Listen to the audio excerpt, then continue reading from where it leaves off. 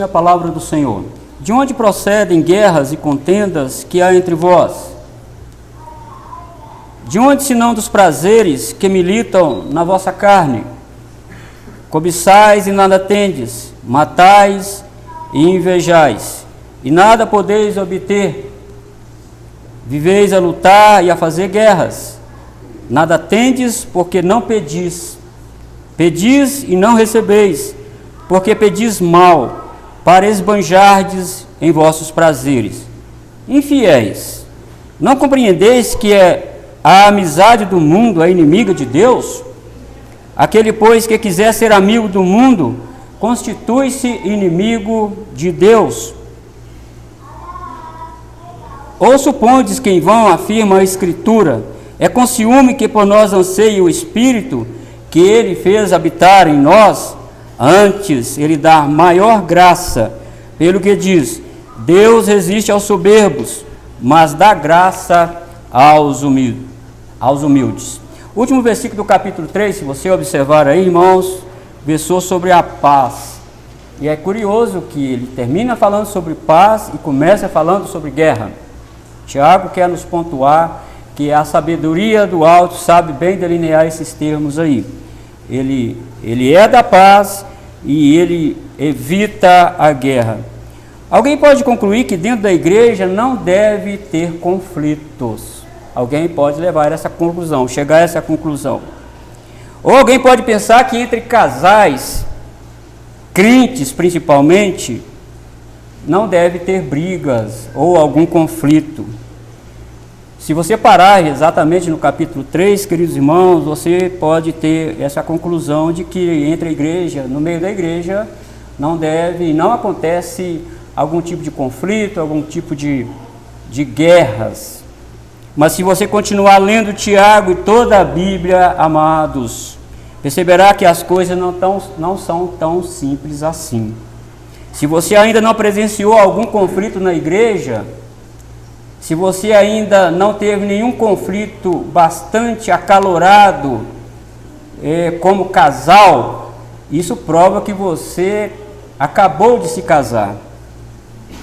Se você não presenciou algum conflito na igreja, isso prova que você acabou de chegar na igreja. Fique mais tempo na igreja e você vai ver que há sim conflitos. Há guerras, há desentendimento. Existem, meus irmãos, pessoas salvas e pode haver também pessoas não salvas dentro da igreja. Você lembra da promessa de redenção feita por Deus no Éden e é marcada por inimizade? Deus diz, porém inimizade entre você e a semente da mulher, Satanás. A história do povo de Deus foi marcada por conflitos e até tribos entre tribos. Você lembra do conflito entre José e seus irmãos? Você lembra do conflito de Jacó com Esaú? E você lembra do conflito entre Paulo e Barnabé na obra missionária? Você lembra dos conflitos que houveram entre os crentes da circuncisão contra os crentes da incircuncisão? Você lembra de Paulo enfrentando Pedro, repreendendo Pedro? No mundo gospel, queridos irmãos, temos conflito do Evangelho de nosso Senhor Jesus Cristo em oposição ao Evangelho, ao falso Evangelho. E esse conflito pode começar dentro da igreja local.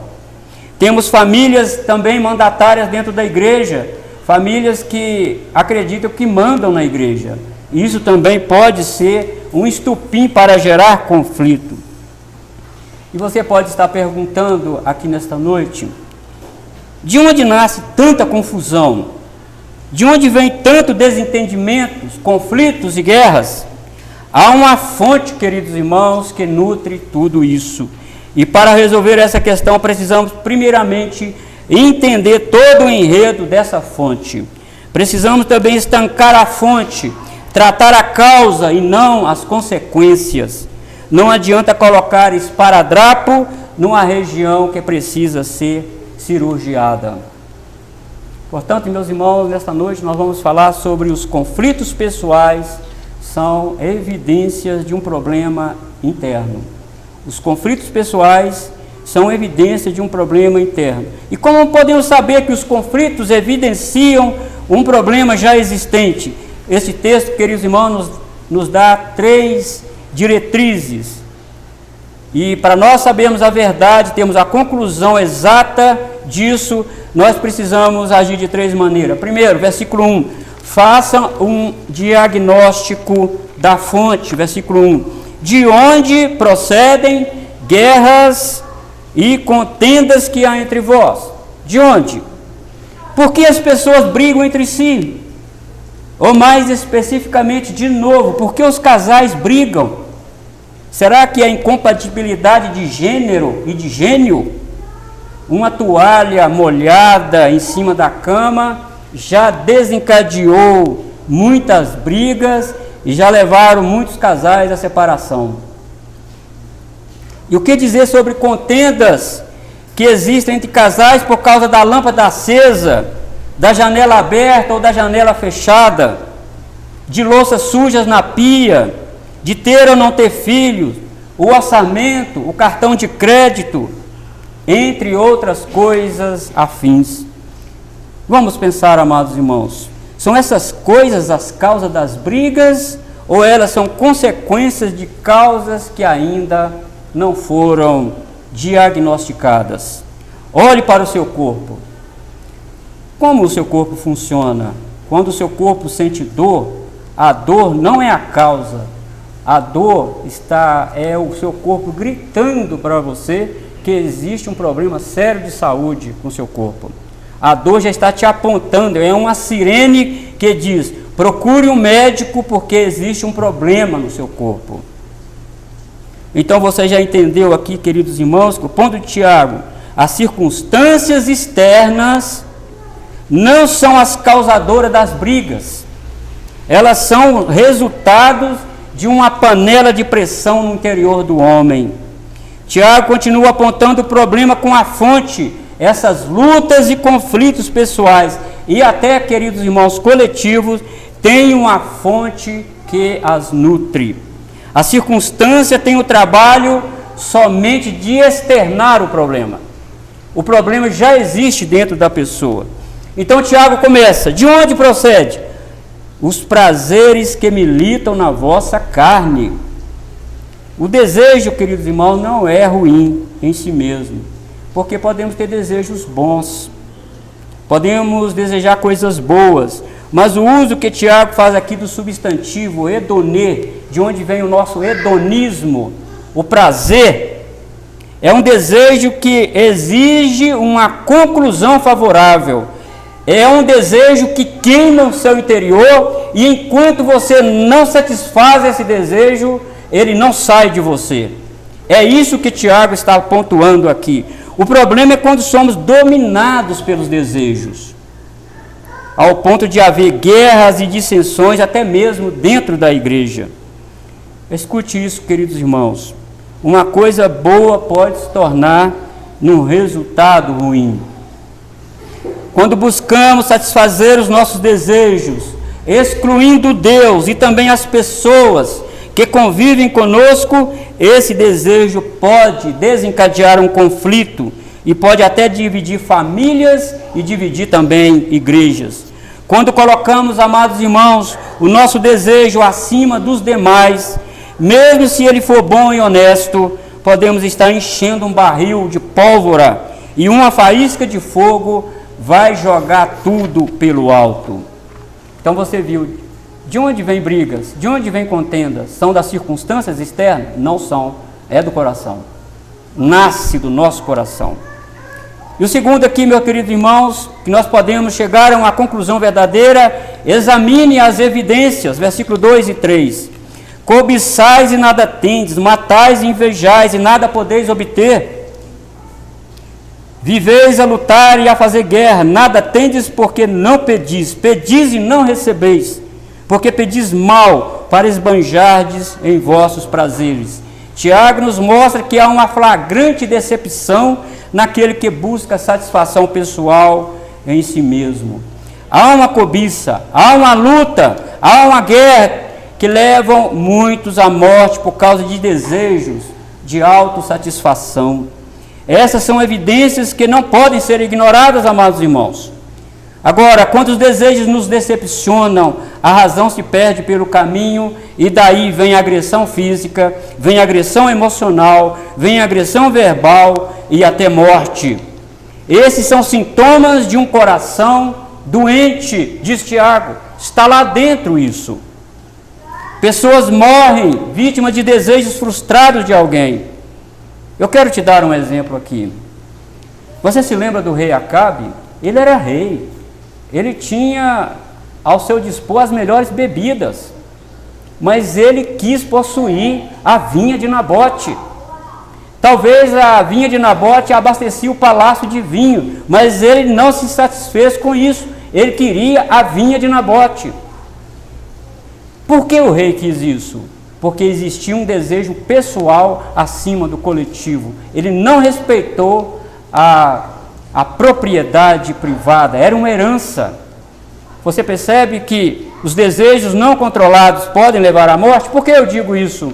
Jezabel comprou testemunhas e Nabote foi morto. Mas do que adiantou isso? Ele possuía a vinha. Deus interveio e trouxe juízo sobre Jezabel, tirou Jezabel de cena e também tirou Acabe. Tudo isso junto, irmãos, é resultado de não viver um relacionamento correto com Deus. Tiago nos mostra que as guerras e decepções nas realizações dos nossos desejos são manifestados por uma vida espiritual descompromissada com Deus. Vamos ler a parte B do versículo 2 aí de novo. Nada tendes porque não pedis. E você pode ler também todo o versículo 3. Pedis e não recebeis, porque pedis mal para esbanjardes em vosso prazer, em vosso deleite. Para Tiago, orar para Deus satisfazer os nossos desejos é o mesmo que não orar. Os nossos desejos, amados irmãos, têm que estar correlacionados com a vontade de Deus. A Bíblia diz que nós devemos colocar todos os nossos pedidos diante do Senhor, mas a mesma Bíblia que diz que nós devemos colocar todos os nossos pedidos diante do Senhor, ela também diz que segundo a sua vontade, Ele nos ouve. Quando nós, irmãos, pedimos a Deus, desejamos coisas que não estão correlacionadas com o desejo de Deus, nós estamos levando uma vida descompromissada com Deus. Nós somos egoístas. Nós estamos querendo coisas para satisfazer os nossos desejos. E isso Deus não agrada. Quero te dar outro exemplo. Se você quiser, vá para Mateus capítulo 20, versículo 20 até o 23. Vemos uma mãe, queridos irmãos, que se dirigiu a Jesus com desejos egoístas em relação aos seus filhos. Mateus capítulo 20, versículo 20 até o 23. Então se dirigiu a ele a mulher de Zebedeu com seus filhos, e adorando-o, pediu-lhe um favor. Perguntou-lhe Jesus: que queres? Ela respondeu: manda que no teu reino estes meus 2 filhos se assentem, um à tua direita e o outro à tua esquerda. Mas Jesus respondeu: não sabeis o que pedis. Podeis vós beber o cálice que eu estou para beber?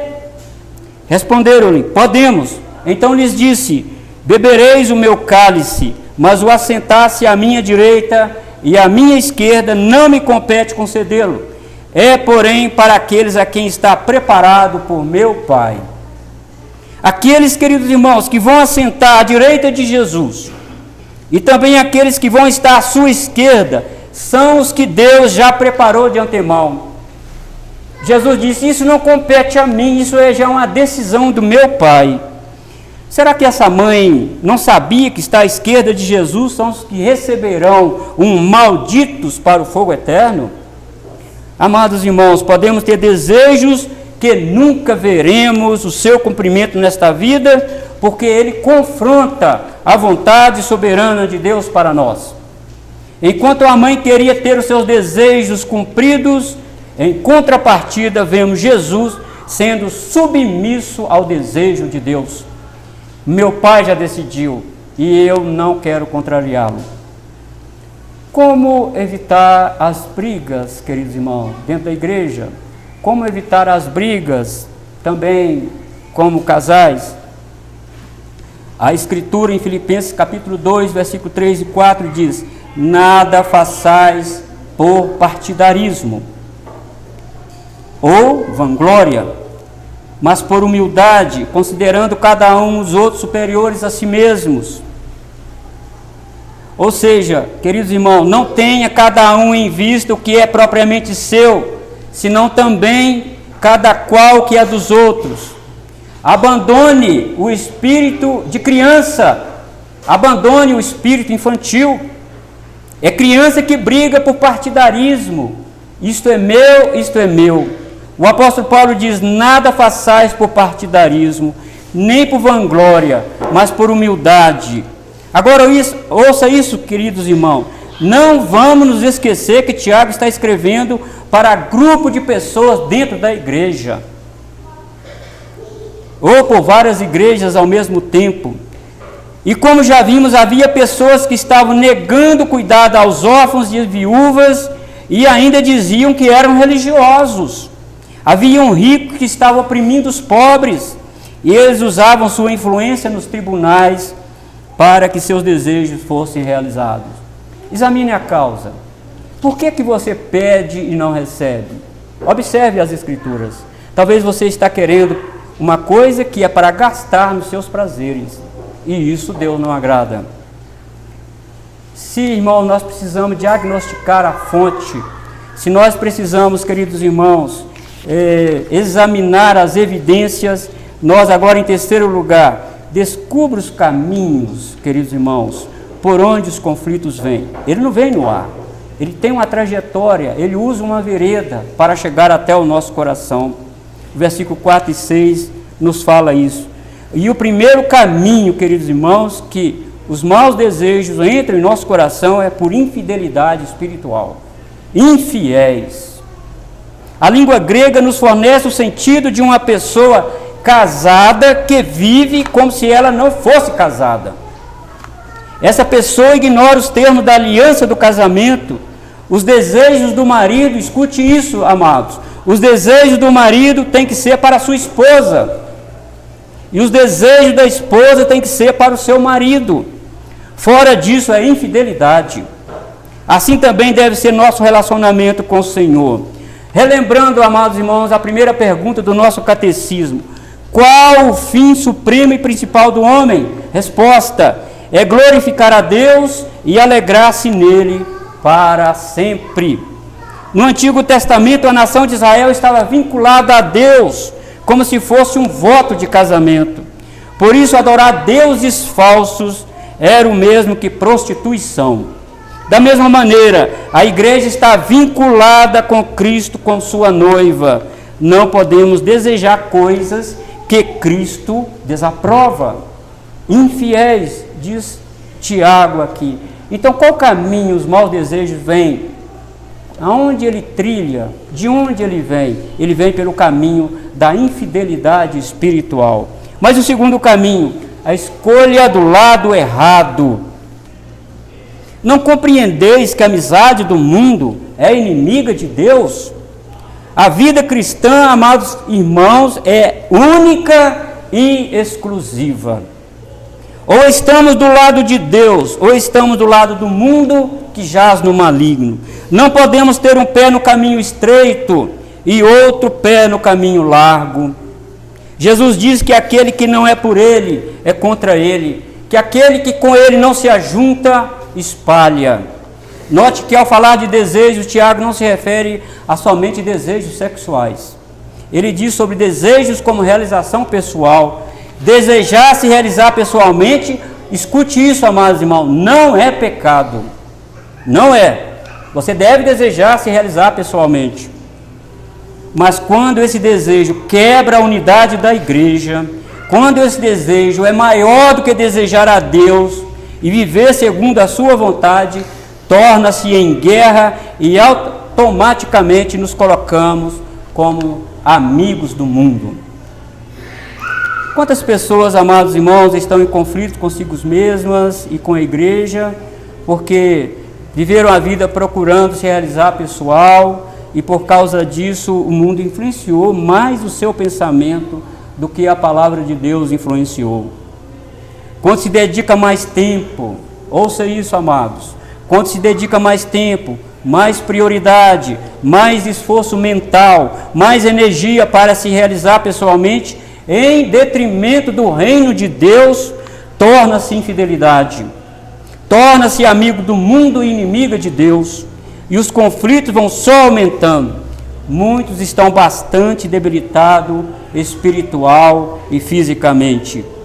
O primeiro caminho, infidelidade. O segundo caminho, escolha do lado errado. Escolha ficar do lado de Deus e não do lado do mundo. Segundo, incredulidade na palavra de Deus. Versículo 5. Ou supondes que em vão afirma a Escritura? É com ciúmes que por nós anseia o Espírito que Ele fez habitar em nós? Deus nos chamou para sermos dele. Deus não aceita, queridos irmãos, sermos amigos do mundo e amigos dele ao mesmo tempo. Em linguagem da própria Escritura, Deus tem amor zeloso e profundo por nós, ao ponto de ter enviado Jesus Cristo para morrer em nosso lugar. E não somente isso, Ele fez o seu Espírito Santo habitar dentro de nós. Devemos, queridos irmãos, crer realmente no que a Escritura diz sobre buscar e seguir os prazeres mundanos. Isso não acabará bem para você. Ou confiamos no que a palavra de Deus diz, ou vivemos em conflito. Queridos irmãos, só poderemos vencer os desejos soberbos dentro de nós quando colocarmos inteira confiança nas promessas de Deus revelado nas Escrituras Sagradas. A Escritura diz que Deus nos ama e que nos chamou com santa vocação. A Escritura fala que Deus jamais nos abandona e nunca nos deixa. Está escrito que Jesus prometeu que não devemos ficar ansiosos, porque temos um Pai Celestial que conhece e sabe de todas as nossas necessidades. E o quarto e último caminho, amados irmãos, de onde os conflitos entram dentro do coração, é a falta de humildade. E o versículo 6, antes Ele dá maior graça, pelo que diz, Deus resiste aos soberbos, mas dá graça aos humildes. Deus resiste aos soberbos, e essa, queridos irmãos, é uma linguagem militar. A ideia aqui é de um pelotão do exército de frente, resistindo toda a investida do inimigo. É Deus se postando contra o soberbo. Se Deus estiver contra alguém, queridos irmãos, como Ele vai fazer? Como essa pessoa vai fazer? Se Deus resisti-lo, como Ele conseguirá? Mas aquele, irmãos, que confia nas promessas de Deus, aquele que busca a fidelidade ao Senhor, aquele que busca servir ao Senhor, abandonando a inimizade do mundo, esse Deus cuida. E esse Deus não somente dá graça, mas diz o texto que Ele dá maior graça àqueles que, de fato, creem nele e nas suas promessas. Eu quero fazer aqui, irmãos, 3 aplicações para a nossa conclusão aqui desse sermão. Escute isso, meus irmãos, há uma guerra acontecendo. Há uma guerra acontecendo. E perceba, não há campo neutro. Ou estamos trabalhando ativamente para o Senhor, ou estamos trabalhando ativamente para o mundo e para nós mesmos. Ou Deus e seu reino são as nossas prioridades, ou fazemos do mundo e seu sistema nossa prioridade. Não tem terceira via, irmão, não tem meio termo. Ou estamos de um lado, ou estamos do outro. Deus exige que todo o seu ser, Deus exige que toda a sua mente, que toda a sua alma, que toda a sua força sejam dedicados a Ele. Caso contrário, você já está dizendo em qual lado você está. Somente através, meus queridos irmãos, de uma estreita comunhão com Deus, podemos vencer os desejos soberbos dentro de nós. Essa comunhão com Deus pode se dar de forma individual, quando você tira tempo para ler a palavra de Deus, quando você tira tempo para orar a Deus. Todos nós necessitamos desse tempo a sós com Deus, amados irmãos. Ao assim fazer, você será visitado com forte desejo de estar junto com os irmãos que são a família de Deus. Afastando deliberadamente da adoração corporativa entre irmãos, é evidência de que a pessoa não tem comunhão com Deus. E quando se afasta da comunhão com Deus e com os irmãos, os conflitos dentro dessa pessoa só aumentam. Fica descontrolado ao ponto de ela se tornar amiga do mundo e do seu sistema. Você lembra do sinal da besta? Aonde a besta marcará os seus adeptos? Na testa e na mão. Na testa, porque ele vai implantar o seu sistema do mundo dentro da mente dessa pessoa. Essa pessoa não terá mais prazer em servir a Deus. Este é o verdadeiro sinal da besta. Não fique esperando chip material, porque não é isso. Não é chip material na sua testa. É a mente forjada com os rudimentos do mundo e de Satanás. E na mão, porque essa pessoa vai trabalhar em prol disso. Ele vai lutar em prol disso. Jesus Cristo, queridos irmãos, humilhou-se a si mesmo para cumprir o desejo de Deus. Nosso Redentor não teve conflitos em relação a isso. Ele fez somente a vontade de Deus. Ele subordinou a sua vontade à vontade do seu Pai. E o propósito de Deus de nos salvar é fazer-nos conforme a imagem de Cristo. Necessitamos a cada dia ficar parecidos com Cristo. E para isso você precisa dedicar mais tempo para Deus. Pensar nas coisas que são de cima e não nas que são da terra. E entender que o mundo e todos os seus desejos passam, mas aquele que faz a vontade de Deus permanece para sempre.